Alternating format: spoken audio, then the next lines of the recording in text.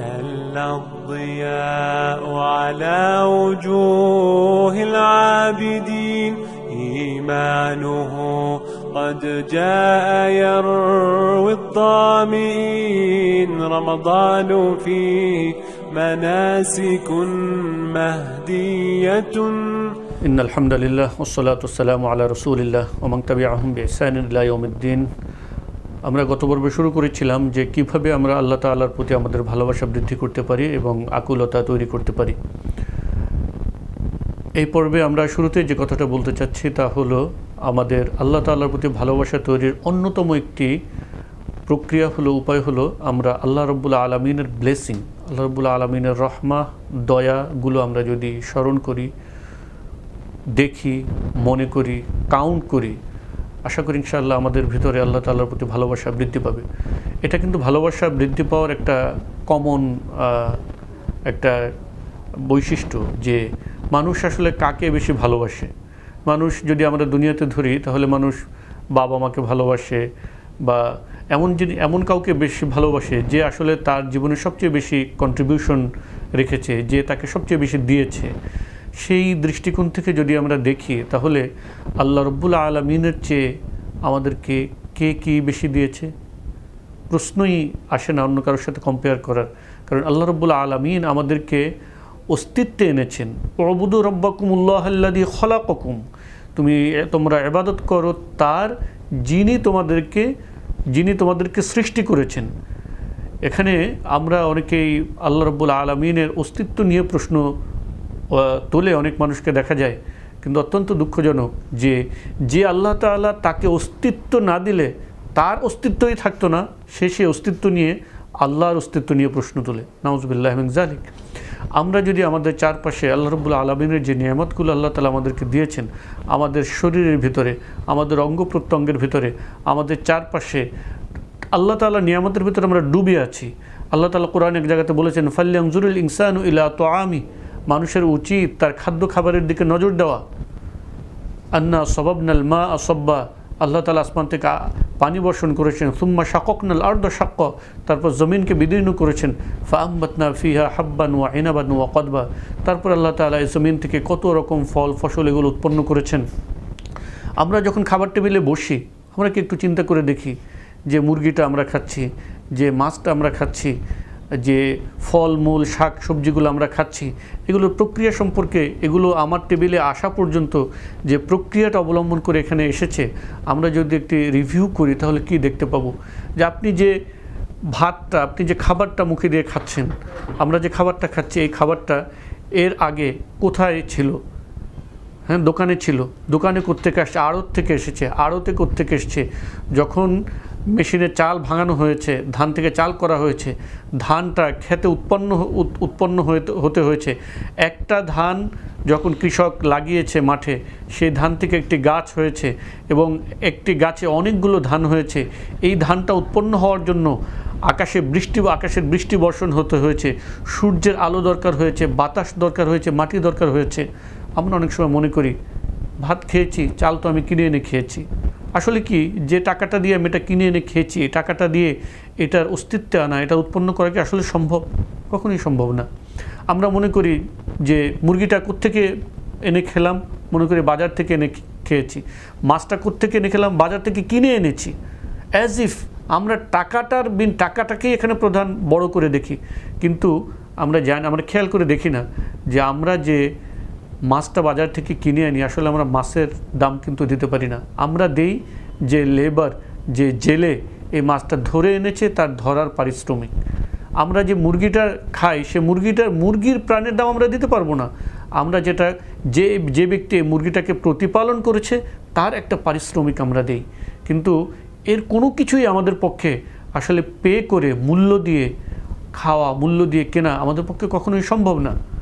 আমরা যদি আমাদের নিজেদের আমাদের যে শারীরিক গঠন, আমাদের শারীরিক গঠনের দিকে যদি প্রত্যেকটা অঙ্গ প্রত্যঙ্গের দিকে যদি আমরা তাকিয়ে দেখি তাহলে আমরা দেখতে পাবো যে আল্লাহ রাব্বুল আলামিনের নিয়ামতের ভিতরে কিভাবে আমরা ডুবে আছি। আল্লাহ রাব্বুল আলামিনের এই সকল নিয়ামত আমাদের চারিদিকে ছড়িয়ে দিয়েছেন।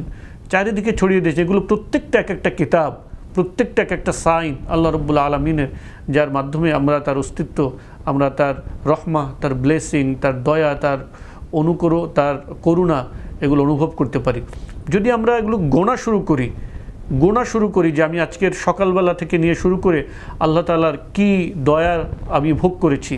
আমাদের এক ভাই কিছুদিন আগে হসপিটালে ছিলেন, ওনাকে অক্সিজেন কিনে দিতে হয়েছিল। তো উনি তখন বলছিলেন যে অল্প কয়েকদিনে কত হাজার হাজার টাকার অক্সিজেন আমাকে নিতে হয়েছে। আমরা প্রতিনিয়ত এই অক্সিজেন ভোগ করছি, অক্সিজেন নিচ্ছি, ছাড়ছি। এটা যদি আমাদেরকে পে করতে হতো, কিন্তু আমাদেরকে পে করতে হয় না। যদি আমাদেরকে সূর্যের আলোর বিল পে করতে হতো, পে করতে হয় না। যদি এই আকাশ বাতাস গ্রহ নক্ষত্র যা কিছু, এই সব কিছু আমাদের জন্য, আল্লাহ তাআলা বলেছেন খলাকা লাকুম মা ফিল আরদি জামিয়া, এই আসমান জমিনে যা কিছু আছে, খলাকা লাকুম মা ফিল আরদি, এই জমিনে যা কিছু আছে এই সব কিছু তোমাদের জন্য সৃষ্টি করা হয়েছে, আল্লাহ তাআলা করেছেন।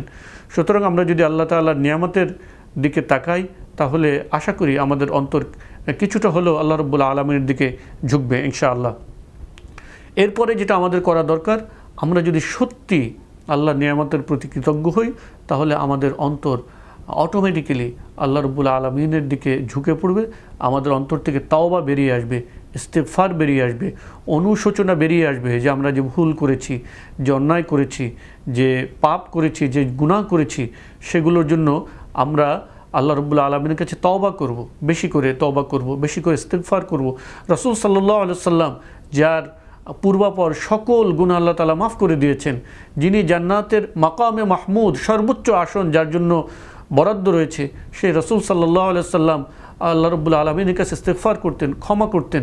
তাকে যখন এ ব্যাপারে জিজ্ঞেস করা হলো যে আপনি কেন ক্ষমা প্রার্থনা, কেন ইস্তেগফার করেন, কেন এত কষ্ট করেন, আপনার কি সব কিছু ক্ষমা করে দেওয়া হয়নি? তিনি বলেছেন আমি কি একজন শুকরগুজার, আমি কি একজন শাকির, একজন কৃতজ্ঞ বান্দা হব না আল্লাহর? আমরা কৃতজ্ঞতা হব, আমাদের যে গুনাহ আছে সেই গুনার ক্ষমা প্রার্থনার জন্যই তো আমাদের প্রতিনিয়ত উচিত আল্লাহ রাব্বুল আলামিনের কাছে তওবা করা, ইস্তেগফার করা, ক্ষমা প্রার্থনা করা। এবং ক্ষমা প্রার্থনা করার মাধ্যমে আল্লাহ তাআলা আমাদের দুনিয়াতেও আমাদের মর্যাদা বৃদ্ধি করে দেন, দুনিয়াতেও আল্লাহ তাআলা আমাদের সমৃদ্ধি দান করেন। আল্লাহ তাআলা বলেছেন ইস্তাগফিরু রাব্বাকুম, তোমরা আল্লাহর কাছে ইস্তেগফার করো, ক্ষমা প্রার্থনা করো, ওয়াতুবু ইলাইহি, এবং আল্লাহর দিকে প্রত্যাবর্তন করো। ইউরসিলিস সামাআ আলাইকুম মিদরারা, আল্লাহ তাআলা তোমাদেরকে আসমান থেকে মুষলধারে বৃষ্টি বর্ষণ করবেন। ওয়ায়ুমদিদকুম বিআমওয়ালিন ওয়া বানিন, এবং তোমাদেরকে সন্তান এবং সম্পদ দিয়ে সাহায্য করবেন। ওয়াজআল লাকুম জান্নাত ওয়াজআল লাকুম আনহারা, তোমাদের জন্য আল্লাহ তাআলা বাগান বাগবাগিচা বানিয়ে দেবেন, তোমাদের জন্য আল্লাহ তাআলা ঝর্ণা দ্বারা দান করবেন। তো এই ইস্তেগফারের মাধ্যমে, ক্ষমার মাধ্যমে যেমন আল্লাহ তাআলার কাছে আল্লাহ তাআলার প্রতি আমাদের ভালোবাসা বৃদ্ধি হয়, আল্লাহ তাআলার কাছে আমরা ক্ষমা লাভ করি, এবং একইভাবে ইস্তেগফার এবং তওবার মাধ্যমে আমরা এই দুনিয়াতেও আল্লাহ রাব্বুল আলামিনের রহমত এবং সমৃদ্ধি আমরা অর্জন করতে পারি। এজন্য আমাদের সবসময় দরকার প্রতিনিয়ত, প্রতি মুহূর্তে, প্রতি সময়ে, প্রত্যেক দিন খেয়াল করে করে আমাদের তওবা করা এবং ইস্তেগফার করা। এরপর আমরা যে মাধ্যমে আল্লাহ রাব্বুল আলামিনের দিকে আরও অগ্রণী হতে পারি, তার ভিতরে একটি অন্যতম হলো যে যারা আল্লাহ রাব্বুল আলামিনের পথে অগ্রণী, যারা তার প্রিয় বান্দা, তাদেরকে স্মরণ করা, তাদেরকে দেখা তারা কিভাবে আল্লাহর ইবাদত করতেন, কিভাবে আল্লাহ রাব্বুল আলামিনের দিকে আগাতেন, কিভাবে তারা তাদেরকে কোরবানি করতেন আল্লাহর পথে, এই দিকে আমাদের খেয়াল করা। কিন্তু অত্যন্ত দুঃখজনক ব্যাপার হলো যে আমরা প্রতিযোগিতাকে বানিয়েছি দুনিয়ার জন্য আর আখিরাতকে বানিয়েছি অপশনাল। যদি কোনো মতে ফিলিংটা কেমন যেন এরকম যে যদি কোনো রকম পার পেয়ে যাওয়া যায়, এরকম একটা অবস্থা। কিন্তু প্রতিযোগিতার ব্যাপারে আল্লাহ রাব্বুল আলামিন কোরআনে যত জায়গাতে প্রতিযোগিতার কথা বলেছেন, একমাত্র আখিরাতের কথাই বলেছেন। যে আল্লাহ তাআলা বলেছেন ওয়াফি যালিকা ফালইয়াতানাফাসিল মুতানাফিসুন, কেউ যদি প্রতিযোগিতা করতে চায়, প্রতিযোগিতা করা একমাত্র জান্নাতের জন্যই মানায়, প্রতিযোগিতা করা একমাত্র আখিরাতের সফলতার জন্যই মানায়। আল্লাহ তাআলা বলছেন ওয়াসারিউ ইলা মাগফিরাতিম মির রাব্বিকুম ওয়া জান্নাতিন আরদুহাস সামাওয়াতু ওয়াল আরদ, তোমরা অগ্রগামী হও, তোমরা অগ্রণী হও, দৌড়াও ইলা মাগফিরাতিম মির রাব্বিকুম, তোমাদের রবের ক্ষমার দিকে, ওয়া জান্নাতিন, এবং সেই জান্নাতের দিকে যার ব্যাপ্তি হলো আসমান জমিনের সমান। আল্লাহ তাআলা বলছেন ওয়াসাবিকু ইলা মাগফিরাতিম মির রাব্বিকুম, তোমরা অগ্রণী হও। কোরআনে যত জায়গাতে প্রতিযোগিতার কথা আসছে, সেখানে আসছে আখিরাতের কথা। কিন্তু আমরা কি করি? আমরা দেখি যে আমাদের দুনিয়াতে কে কত টাকা ব্যবসা করছে, কে কত টাকা দামের চাকরি পাচ্ছে, কে কত টাকা বেতনের স্যালারি পাচ্ছে, আমার ছেলে কত টাকা বেতন পায়, আমার ছেলে কত টাকা বেতন পায়, এটা দিয়ে কে চলে, একসাথে তার সাথে লেখাপড়া করতো, অমুক ছেলে আজ কত উপরে চলে গেছে, কত টাকা বেতন পায়, কত খ্যাতি তার, সুনাম, এগুলোর দিকে আমরা চাই। কিন্তু আমরা বলি না যে অমুকের ছেলে 10 পারা কোরআন হিফজ করেছে, তোমার কয় পারা মুখস্থ আছে, অমুকের ছেলে 5 ওয়াক্ত সালাত জামাতের সাথে পড়ে, তুমি কয় ওয়াক্ত পড়ো, অমুকের ছেলে প্রত্যেক দিন এত পরিমাণ তাসবিহ পড়ে, তুমি কতটুকু পড়ো, অমুকের ছেলে এই পরিমাণ সাদাকা করে, তুমি কি পরিমাণ সাদাকা করো, অমুকের ছেলে এভাবে দিনের পথে এগিয়ে আসছে, তুমি কতটুকু এগিয়ে আসছো। এটা আমরা দেখি না। আমরা শুধু আমাদের কনসেন্ট্রেশন, আমাদের দৃষ্টি দুনিয়ার ভিতরে নিবদ্ধ করে ফেলেছি। কিন্তু এমন একটা দিন আসবে যেদিন আমাদের এই প্রতিযোগিতা আমাদের কোনো কাজে আসবে না। তখন আমরা আফসোস করবো, আমার ছেলেটা যদি হাফিজ হতো, আমার ছেলেটা যদি আলেম হতো, আমার ছেলেটা যদি দিনদার হতো, আমার ছেলেটা যদি মুজাহিদ হতো, আমার ছেলেটা যদি আল্লাহর পথে শহীদ হতো, তাহলে আজকের এই বিপদের দিনে, এই কিয়ামতের দিনে সে আমার জন্য শাফাত করতে পারতো, সুপারিশ করতে পারতো। কিন্তু তখন এই আফসোস আমাদের কোনো কাজে আসবে না। সুতরাং এই সময় থাকতে আমাদের উচিত আমাদের দিনের জন্য পথে যারা অগ্রগামী, যারা অগ্রণী, সাহাবা ইকরাম রাদিয়াল্লাহু তাআলা আনহুম আজমাইন, তাবেঈন, তাবেঈন, আইম্মা মুজতাহিদিন, আলিম ওলামা ইকরামগণ যারা আছেন, তাদের দিকে আমরা তাকাই। দুনিয়ার ব্যাপারে আমরা সবসময় নিচের দিকে তাকাবো এবং দিনের ব্যাপারে আমরা সবসময় উপরের দিকে তাকাবো। এটা যদি আমরা করতে পারি, যে তখন আমাদের ভিতর আর্চ তৈরি হবে, প্রতিযোগিতা তৈরি হবে, যে হ্যাঁ আমি তার মতন হতে চাই, তার মতন মর্যাদা লাভ করতে চাই, তার মতন উঁচু মাকাম অর্জন করতে চাই। আর দুনিয়ার ব্যাপারে যখন আসবে তখন টেক ইট ইজি, তখন আমরা স্বাভাবিকভাবে নিব যে আল্লাহ তাআলা আমাদেরকে যা দিয়েছেন, যতটুকু দিয়েছেন, আমরা এটা নিয়ে সন্তুষ্ট থাকব এবং আল্লাহ শুকর আদায় করব যে আল্লাহ তাআলা আমাদেরকে যা দিয়েছেন, যে অবস্থা রেখেছেন, আল্লাহ শুকর। এবং হালাল উপায়ে বৈধভাবে আমাদের দৈনন্দিন জীবন প্রয়োজন পূরণ করার জন্য যতটুকু কাজ করার করব। কিন্তু এটাকে আমরা প্রতিযোগিতার বিষয় বানাবো না। দুনিয়ার ব্যাপারে টেক ইট ইজি, স্বাভাবিকভাবে নাও। একটা কাজ অর্জন করার জন্য, প্রয়োজন পূরণ করার জন্য খেয়াল রাখি। একটা হলো নিজের প্রয়োজন পূরণ করা, আমার খাওয়া দরকার, একটা মডেস্ট, একটা কোনো রকম মোটামুটি একটা খাবার যেটুকু খেতে পারে এটা হয়ে যায়। আমার একটা থাকার জায়গা দরকার, আমার কোনো মতে একটু থাকলে হয়ে যায়।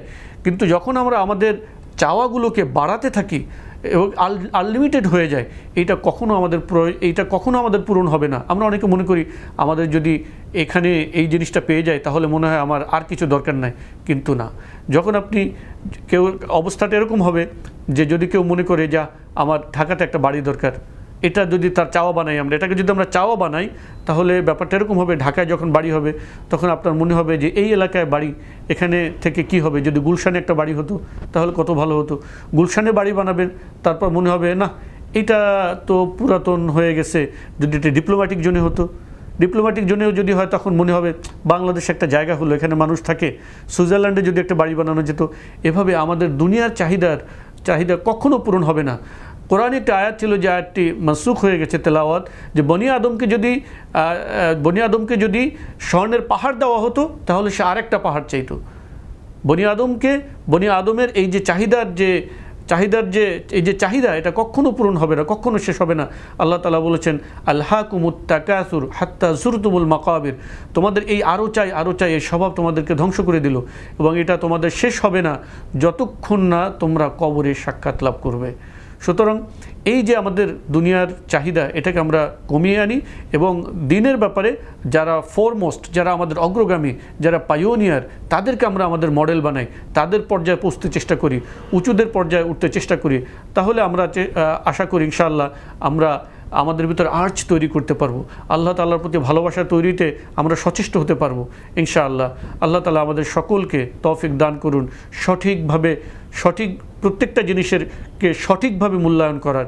আমিন। ওয়া আখিরু দাওয়ানা আনিল হামদুলিল্লাহি রাব্বিল আলামিন। আসসালামু আলাইকুম ওয়া রাহমাতুল্লাহি ওয়া বারাকাতুহু।